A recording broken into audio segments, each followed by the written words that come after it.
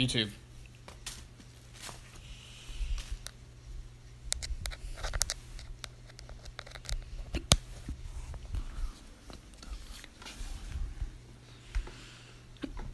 Let's watch the video. Whatever. Crazy.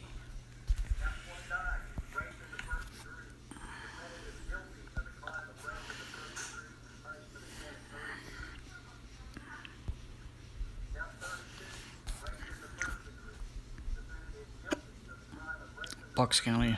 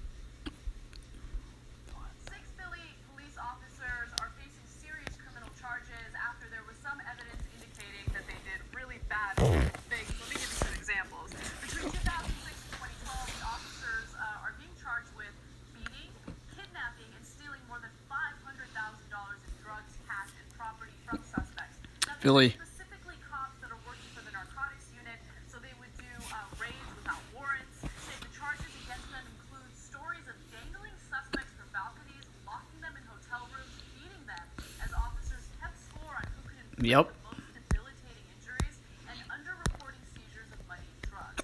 So let's say they were in a situation where they were able to obtain $64,000 worth of money, drug money. They would only report like $7,000. So what happens to the rest of it? Now, 5 of the officers are life in prison. Douchebags. They are convicted on 26 of these charges. The 6th, John Spicer, faces about 40 years behind bars. Former Houston police officer 40 years. after learning his sentence.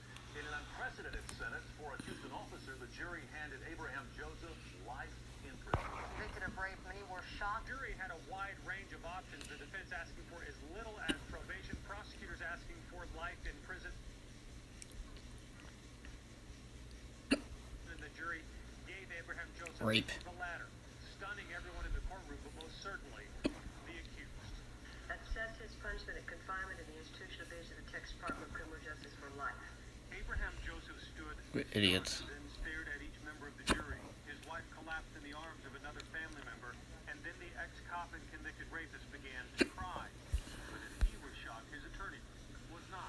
I'm not surprised by the sentence in light of the accusations that came out in punishment.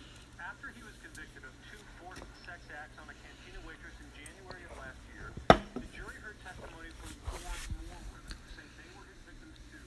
He used his role as a cop to force illegal immigrants to have sex by threatening them with arrest or deportation.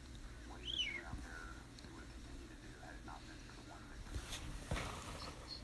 Abraham Joseph is now in the Harris County Jail awaiting transfer to a state prison, and he's looking for a new attorney to help him with his appeal.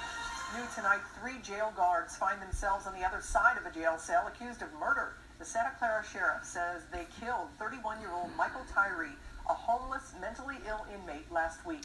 He was found naked on the floor of his cell in the San Jose jail, covered in feces and vomit. The sheriff called his death violent and cowardly. Tyree was in the final day of his 5-day sentence for petty theft. He was waiting to be sent to a mental health facility. Hey, Roseanne, they've been charged with felony perjury, accused of providing false testimony and lying about how they handled a drug bust in Glenview. This dash cam video holds all the evidence. It shows police pulling over a man in 2013. He's immediately handcuffed. Then officers take him to the back of the squad car before searching the car and finding drugs. Officers testified in court that they saw a pound of marijuana just lying openly in the back seat in plain view, and that is why they arrested him. A judge said the video proves the False officers accusations. lied and called their testimony outrageous. Charged with perjury are Chicago Police Sergeant James Padar, Chicago Police Officer William Puente, Chicago Police Officer Vince Morgan, and Glenview Police Officer James Horn. Last year, that man successfully sued the four Glenview. officers. He and his lawyer shared It's not far. They said that when they approached Joe, they asked him some questions. They asked him if he had any drugs. According to the police, Joe said, yes, we have drugs in the back. According to them, they then took Joe to the back, searched the car with his permission, according to the police, whereupon they saw the drugs lying in plain view. If it could happen to me, it could honestly happen to anybody. And I just happen to be one of the lucky few that has a video that proves that they were wrong. All drug charges were dropped against Sperling. The four officers are expected to appear in Bondport today. A Milwaukee police officer is headed to prison for his part in the Frank Jude beating. A judge this afternoon sentenced Joseph Stromey to 2 years in prison. Now, Joseph Stromey was off duty and admittedly drunk at that Bayview house party where Frank Jude was beaten. Stromey was never found to have taken part in the beating, but struck a deal with federal prosecutors after admitting that he lied to investigators and under oath during the state trial about the actions of other officers. Joseph Stromey had faced a maximum of 10 years in prison for obstruction of justice, but because he had agreed to testify against other officers, federal prosecutors recommended just 1 year. The judge, however, saw it differently, making the sentence 2 years, in part, he said, because Stromey never apologized to Jude. This is the first sentencing of any of the former officers connected with the Frank Jude case, and Judge Charles Clifford doubled the amount of prison time which the prosecution had recommended, saying there has to be a sentence in this case that reflects the sentiments of the community. The former Metro officer who ordered women to expose themselves during traffic stops asked for mercy. But John Norman didn't get any sympathy from the judge. He was sentenced to 2 years in prison today. But if I did at any point make anyone feel threatened, I truly and humbly am sorry, because that was never my intent. Former Metro officer John Norman turned his head and even looked at one of the victims in the courtroom as he pleaded with the judge for a more lenient sentence. I was angry, and I said, "You're such a liar," in my head. "You're full of it, because you knew what you were doing the whole time you were doing it. You know your intentions.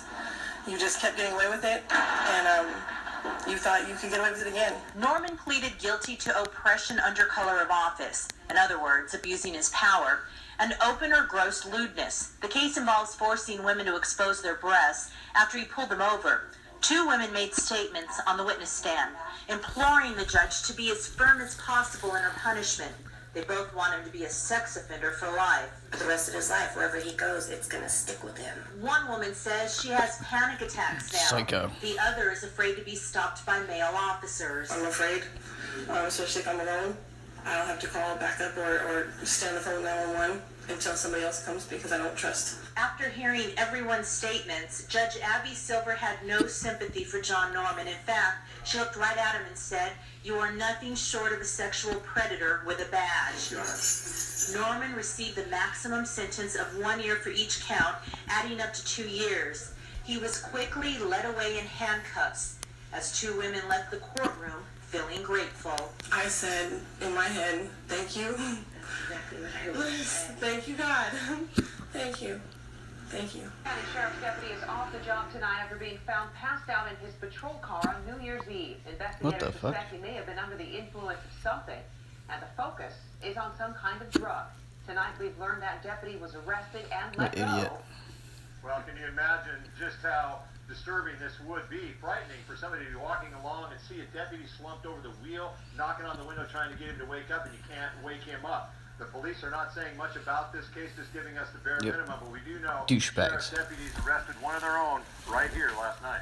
Obtained a letter from Sheriff John Urquhart to his staff, which reads, "Unfortunately, a King County Sheriff's Office deputy was arrested on New Year's Eve for physical control.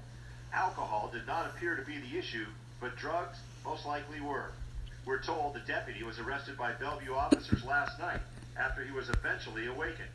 A drug recognition expert determined there was sufficient evidence the officer, a 46-year-old, 15-year veteran of the sheriff's office, was under the influence of some type of narcotic. Now he's on paid administrative leave and will have a lot of questions to answer." Good evening to you. Our top story tonight. A Haskell police officer has been fired after being arrested for multiple charges, including sexual assault. Channel 7 Stacey Spivey with reaction up front tonight from the community. Line this highway in Haskell as kids get out of their second day of school.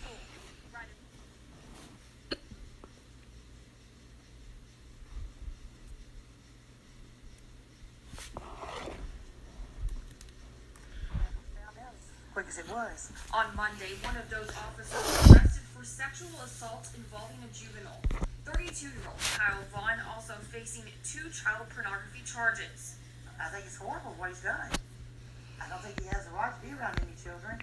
This grandparent telling Channel 7 she saw Vaughn directing traffic for Harmony Grove schools. Now uncomfortable knowing her 2 grandchildren were around him. Terrifying to know that you put your trust in the law enforcement and they're out here protecting your kids, but you wonder exactly how much they are protecting them. SWAT team members Weirdo. out across the valley looking for drug and human smuggling suspects, and they find 3 people working for the Maricopa County Sheriff's Office. They say they were involved. Ellie Hessedal has this surprising story tonight. That a deputy sheriff would provide information and associate with these drug and human traffickers is despicable. It was a tip they received about a year ago that blew open a major crime ring. Deputy Alfredo Navarrete, a former member of the anti-human smuggling unit, now behind bars, facing charges. He tipped off drug kingpins on crime sweeps and even helped smuggle illegal immigrants to California. His home was one of 16 buildings raided today. Inside, deputies found 2 illegal immigrants. Idiot. Let me say something. We did not know for sure until today when he admitted passing information on to the drug traffickers. But you always have to be aware that could happen, whether you're investigating a crooked cop or not. You always have to be concerned about leaks. 2 of his co-workers, detention officers Silvia Najera and Marcela Hernandez, also arrested today for similar crimes. Sheriff Arpaio tells us Hernandez was even living with a major drug kingpin and pregnant with his child. No one's above the law, and apparently no one is beyond the reach of drug trafficking organizations in Mexico. So we must remain ever vigilant. MCSO says the investigation is far from over. 7 other employees are now under the microscope. Yeah, they're idiots. An update to the breaking news we brought you. Henry County Sheriff Frank Castle and 19 others, Frank Castle. deputies, have been arrested. This is a news conference with the Frank U.S. Castle. Attorney's Office. We expect to hear from U.S. Attorney John Brownlee. Are you serious? This week, a federal grand jury for the Western District of Virginia returned a 48-count indictment charging 20 individuals